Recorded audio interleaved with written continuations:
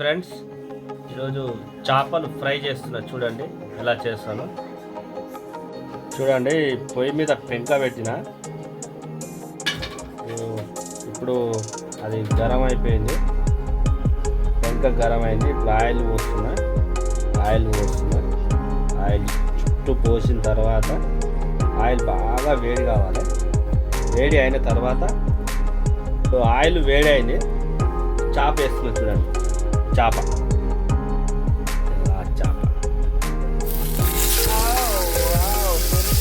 అంటుంది. చూడండి, సురా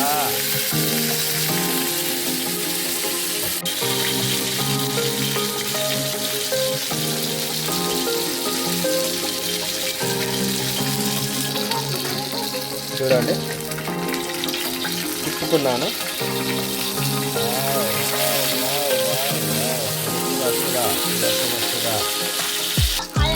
చూడండి, ఎర్రగా అయితే కాల్చుకోవాలి. ఫ్రై చేసుకొని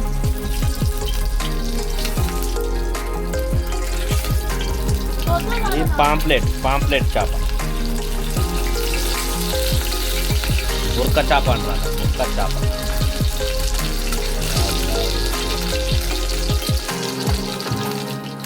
చూడండి. ఇంకో చేప పీస్ కూడా సైడ్కి వేస్తాను.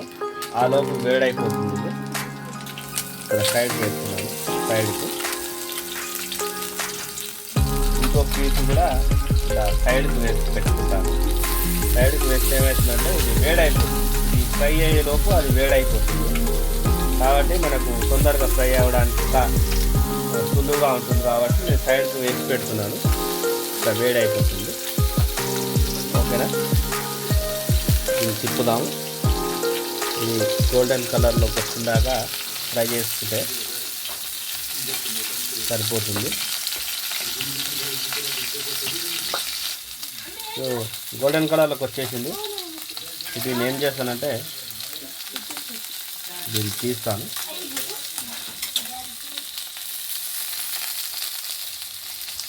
చూడండి ఫ్రెండ్స్, దీన్ని తీసి ఇందులో వేసేసిన తర్వాత ఇంకో చేపను ఇందులోకి వేసేస్తున్నా.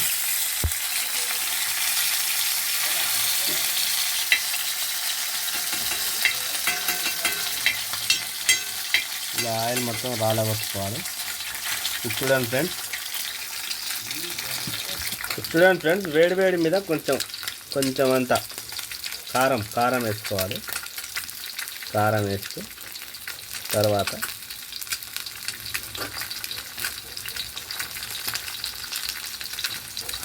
వేడి మీద వేస్తే కొంచెం కారం అనేది కొంచెం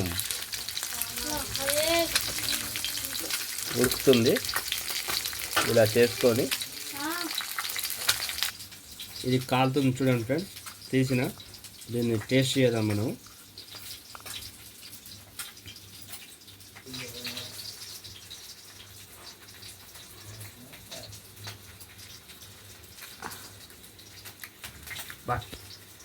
వెరీ గుడ్, సూపర్ ఫ్రెండ్స్. ఇలా ఫ్రై చేసుకోండి. బయట వర్షం పడుతుంది, లోపల చేప, తర్వాత అది ఎక్సలెంట్ ఫ్రెండ్స్, సూపర్ ఉంటుంది. చూడండి ఫ్రెండ్స్, అలాగే అన్ని చేపలు ఇలా ఫ్రై చేసుకొని అలా కారం కొంచెం కారం వేసుకొని, కారం లేకుండా కానీ పర్లేదు, కారం కావాలనుకున్న వాళ్ళు కారం వేసుకొని కొంచెం అందులోకి ఆనియన్ కోసుకొని తిన్నారంటే బా ఆ తృప్తే వేరబ్బా.